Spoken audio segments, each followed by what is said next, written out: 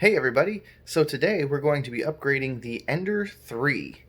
We're going to be putting on a BLtouch, we're going to be adding an SKR 1.3 mainboard with TMC 2208 stepper drivers, we're going to add filament runout detection, and this is all going to be in the new Marlin 2.0.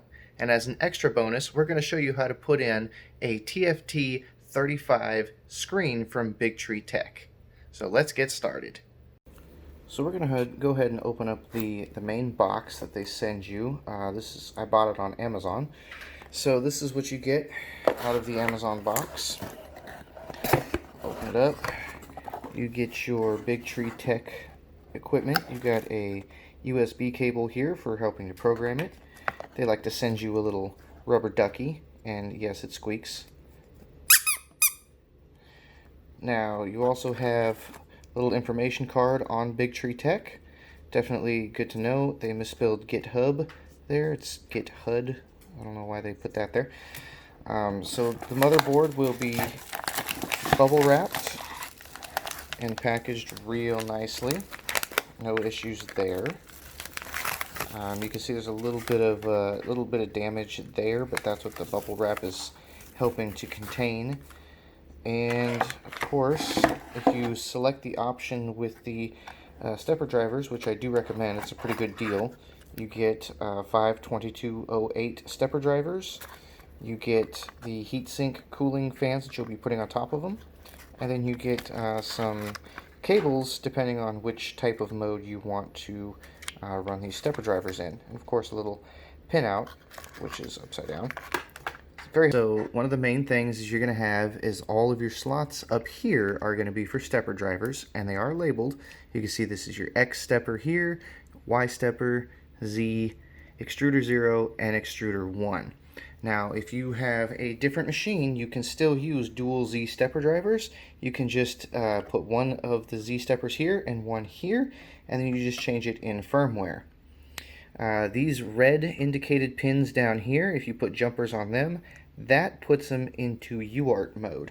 But we won't be focusing on that in this video. We're just going to set up standalone mode and get it running. One of the big things here is this main red jumper. When you're programming, you can move this jumper over to the right to bridge 5 volt and USB. That way you can power via USB and upload to the SD card. Just remember to put it back to this position when you're done, and you can use mains power to power up the board and the stepper drivers. The stepper drivers will not power over USB power, so you will need mains power in order to test the stepper drivers. So here we have the main central processor, LPC1768. Trying to get it to focus there.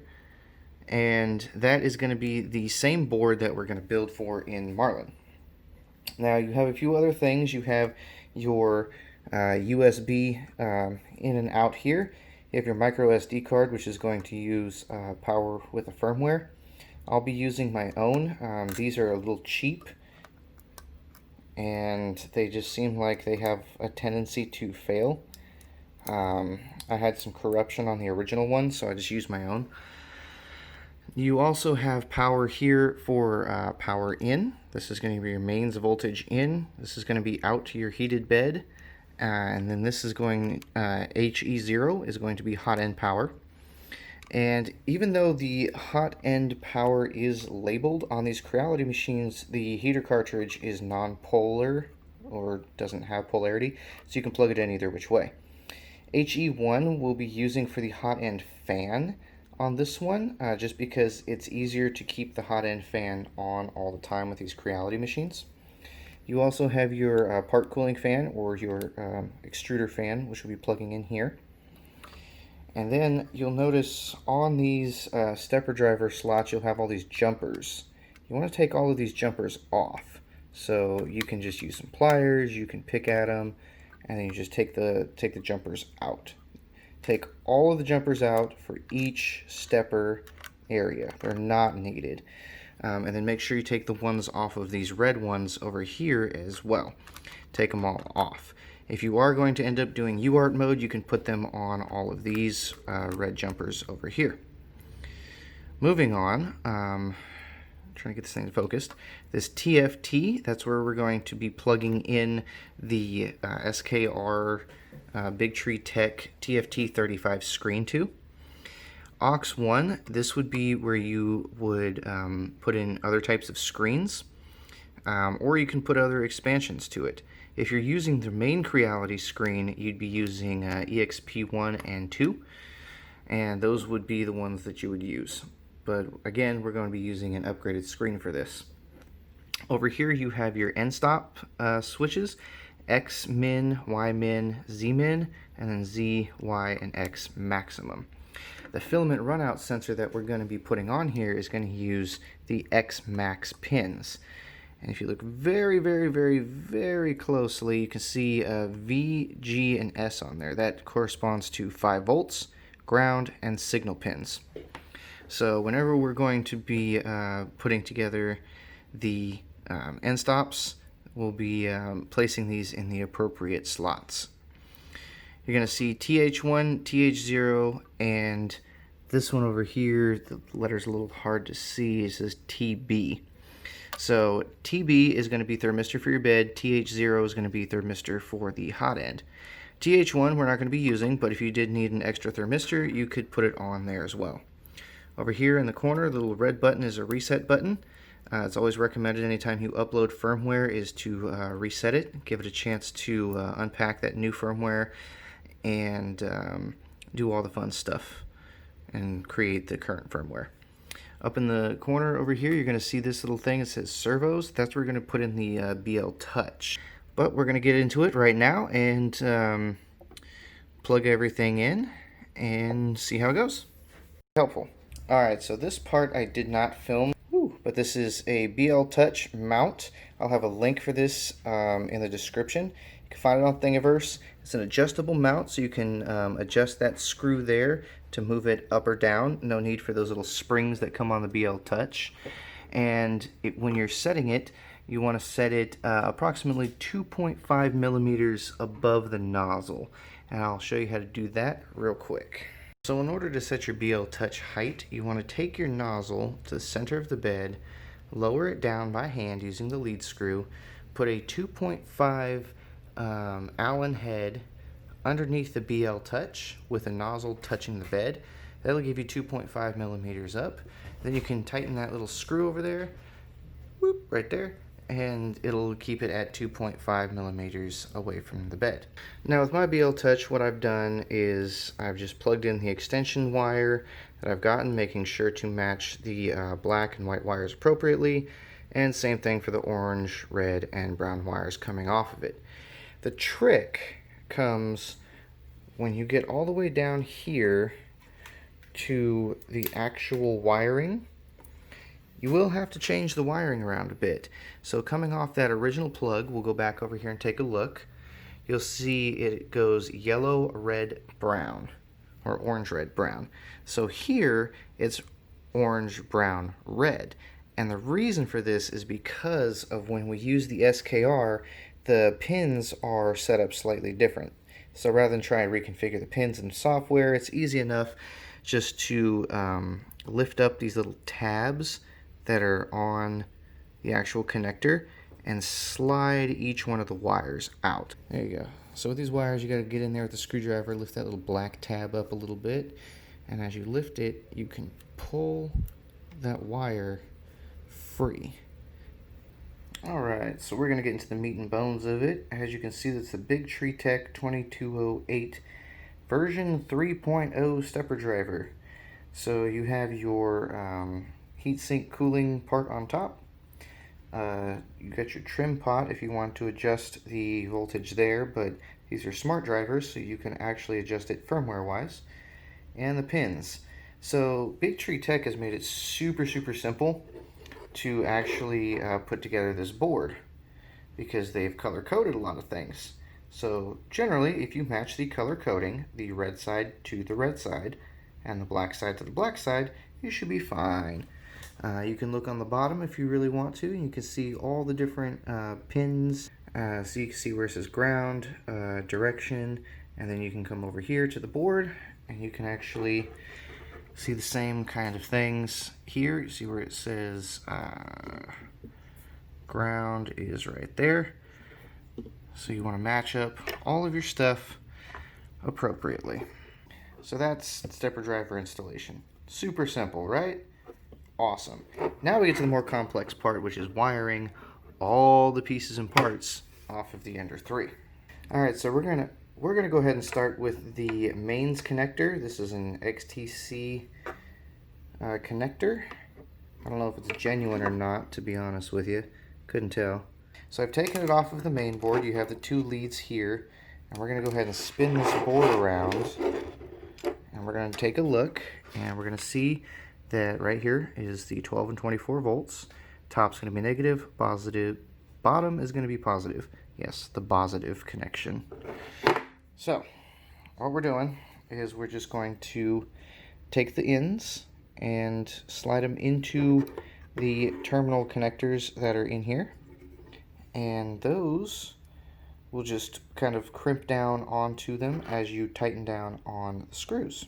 One of the things I'd like to point out with these terminals is the wire goes on top of the connection terminal, not on the bottom. So you actually, mine came pre-tightened, so this is open, that's halfway open, that's closed. So you want to put the wire on the top, otherwise you're not going to get a good solid connection there. And then with the heated bed connectors, you can see that one's open, that one's closed. These come all closed, so the wire is going to go underneath into this little hole here. So direct opposite of the wire on top here, wire on bottom there. It's a little confusing if you've never done one of these main boards before, so I just wanted to point that out. Now we've got the mains hooked up and put in there. One thing I want to point out with these is it's real easy to open it up too far and get the actual insulation in there as well. You don't want to do that because then you get intermittent connections if this were to move. So you want to get, you know, enough of the metal wire in there, but not the actual insulation on these crimp connectors. So that is the mains wire all done. Next what we're going to work with is the hot bed or heated bed. So you have a same thing, you got a positive and negative for that, and you have a thermistor. I put tape on this because the thermistor for the heated bed is very, very similar to the thermistor coming off of the extruder, and when you get a jumble of wires, sometimes it's nice just to label it so you know exactly where they're at. Now the problem is you have your heated bed connections over here, your thermistor connections are way over there. So what you can do is you can even you can take off this cabling if you want, this protective sheath, or you can just pull it back and you get a little bit more distance to make the connection to both of them, and then you can tighten it back up and down later. So the heated bed is going to go into these slots over here. So we'll do the same thing, make sure that our wire is going on the top of the connector. We'll go ahead, one thing is never take it for granted. These are actually swapped. So if you look, you got negative on top here, and negative is actually on the bottom here. So these two are actually swapped. Make sure you don't mess that one up. I did once, but I caught it before I powered on the machine. And as you saw, I just caught myself again. So always double check your connections, and definitely double check them before you turn on the mains power. And now, same thing for the thermistor. Like I said, you can kind of pull this up to get a little more distance. And from looking at it from this way, you can see the THB is on, or the TB is on the far left if you're looking at this board upside down. You have your connectors there. You see those tiny little connections there on the back. So those tiny little tabs are going to face in the same grooves as the board. So go ahead, plug this guy right in to the TB slot, just like that.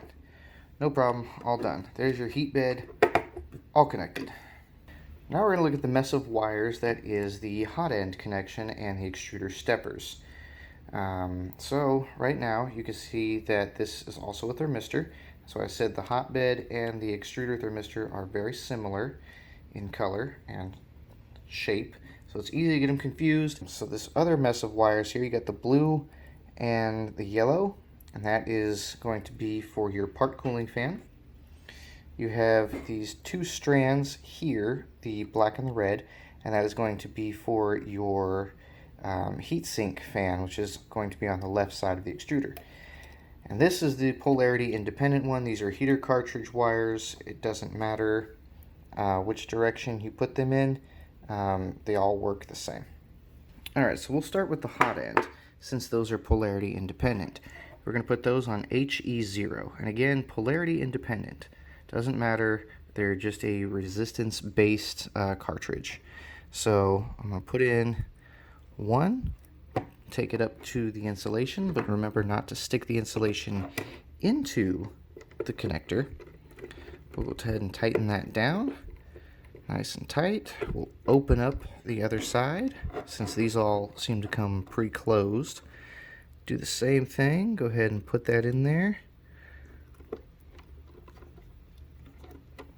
Get it all the way up to the insulation and close it up as well. Now it wants to kind of back out a little bit when you tighten it, that's why I kind of hold it. And then give them a wiggle, make sure they're not going to come out under reasonable circumstances. These are actually polarity dependent because they are a fan, and we're going to put those where it says HE1. We'll have to change some things in the firmware, but it's not super complex. Unless you want to make your own JST connector and plug it in there for another fan output, because the original fan is going to be taken up by the part cooling fan. Thing over here on the positive, tighten that bad boy down.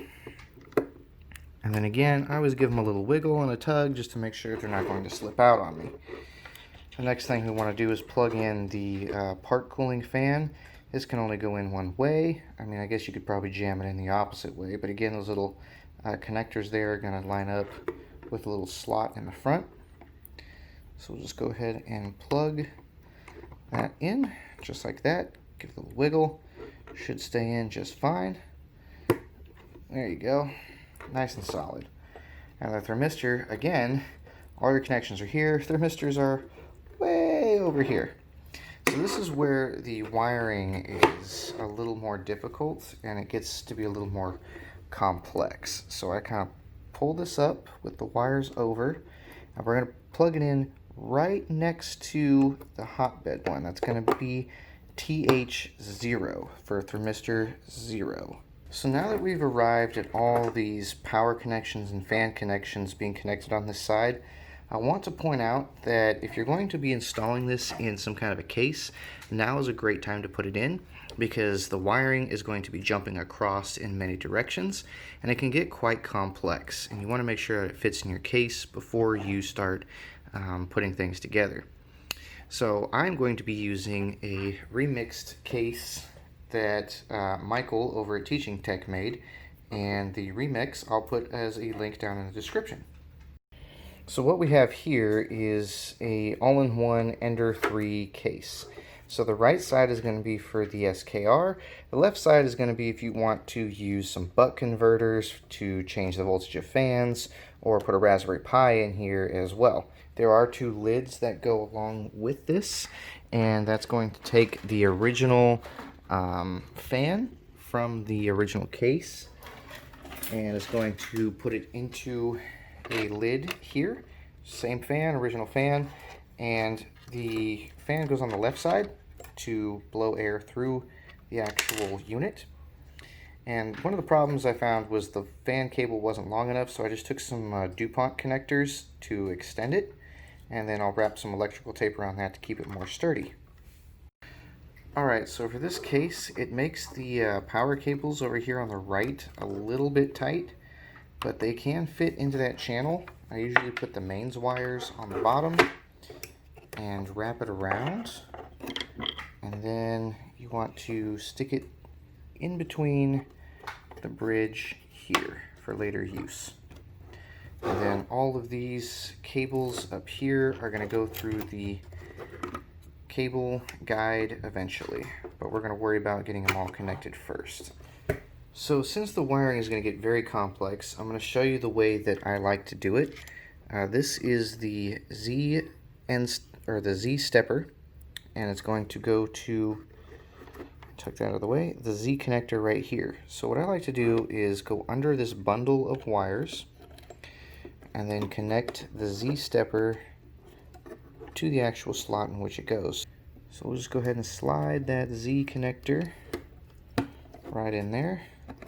Again, give it a little wiggle. So that way we're coming underneath this bundle going on right here. And we're going to be facing that towards the front of the case. Same thing what we're going to do with the Y motor and end stop wire. We're going to go ahead and bring that from the front. And again, I want to take it underneath this bundle so we have some extra room.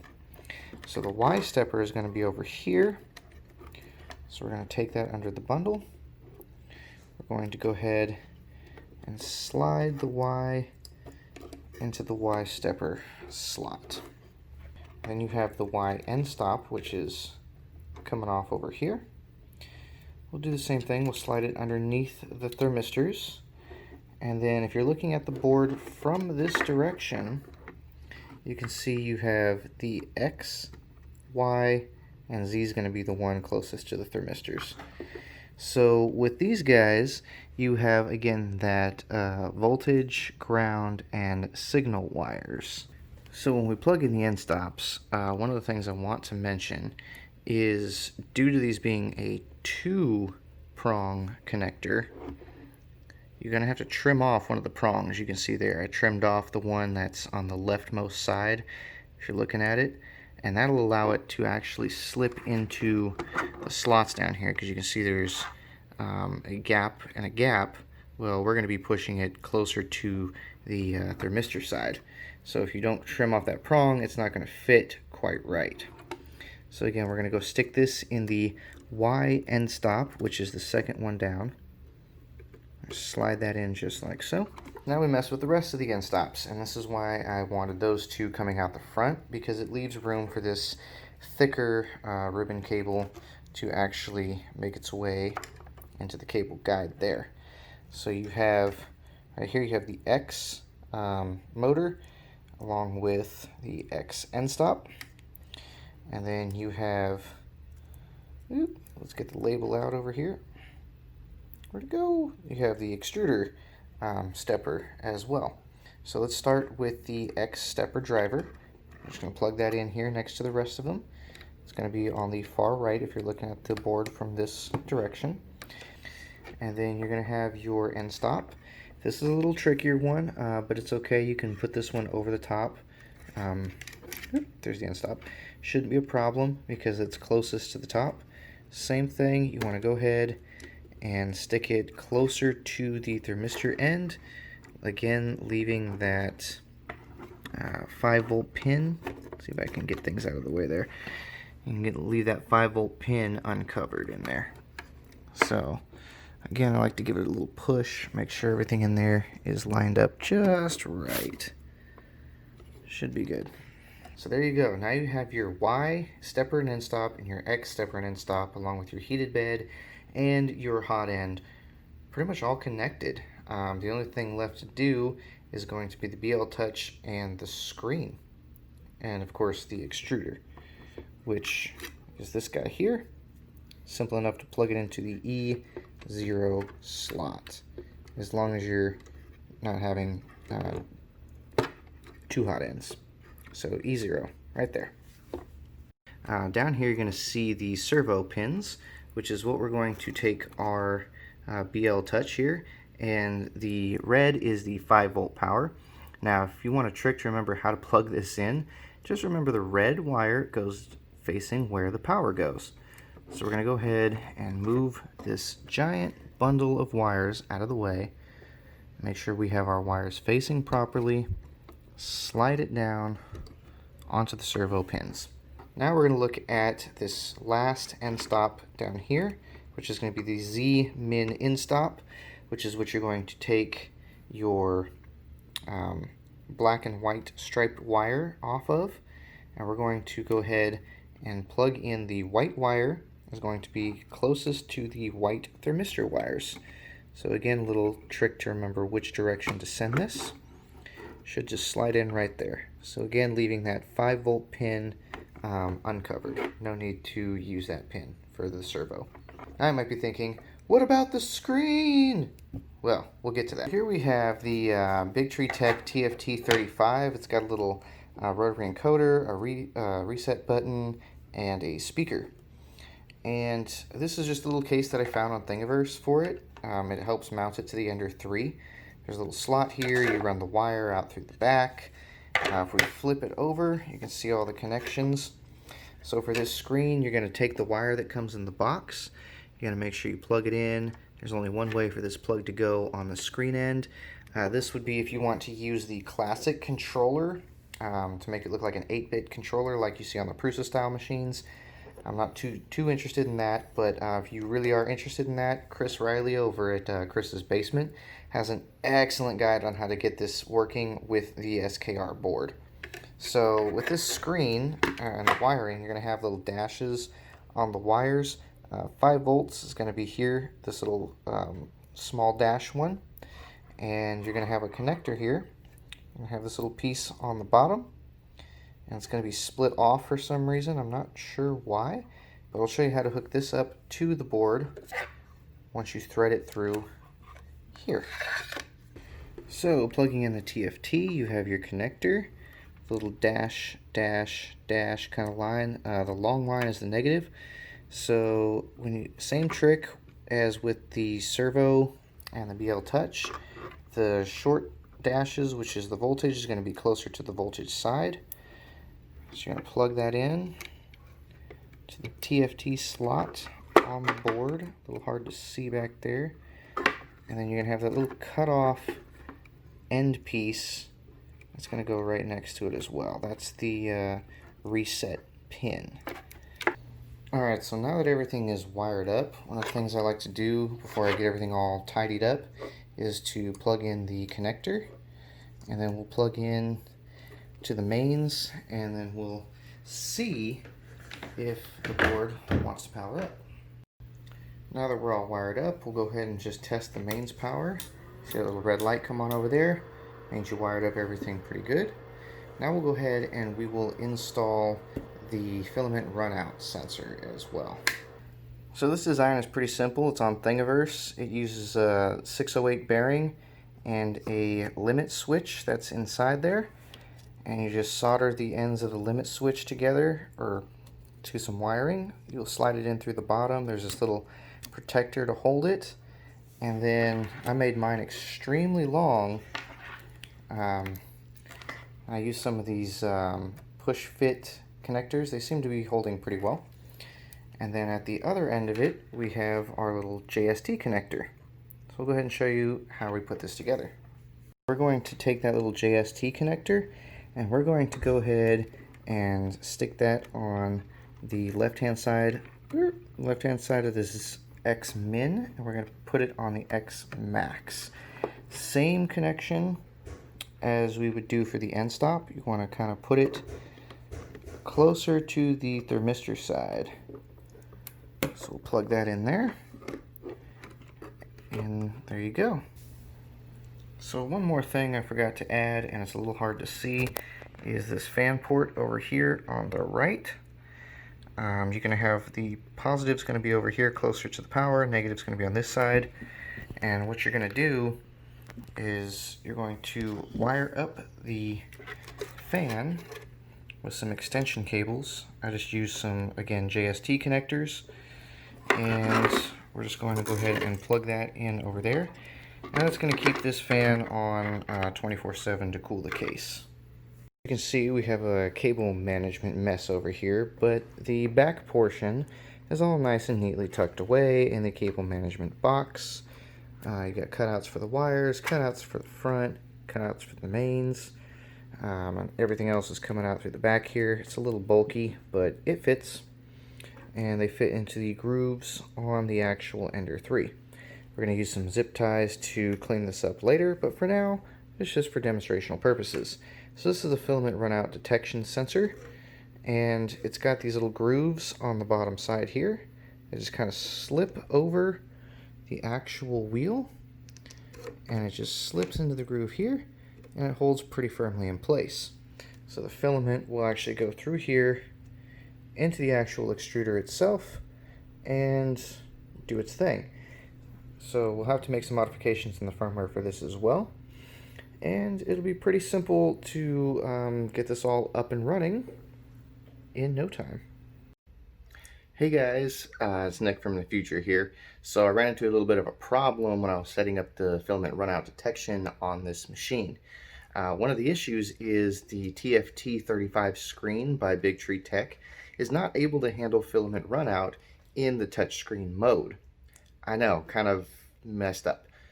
It can handle it in the 12864 controller emulation mode. I believe that's the number there. So you'd have to wire up a couple more things, but luckily when you buy the screen, it comes with the cables. So I'm going to go ahead and show you real quick the cables, where they go, and how to turn that screen into the emulation mode. Alright, so we're back in the mess of wires here. You can see down here I have two ribbon cables that are plugged in next to the end stops. It's a little hard to see. See if I can zoom in there. They should be labeled. One says EXP2 there on the right, and one it'll be EXP1. So what you want to do is you want to plug both of these cables into those respective slots, and you're going to come to the screen, do the same thing here, EXP1, EXP2. Make sure that they match up with the one that you set on the board.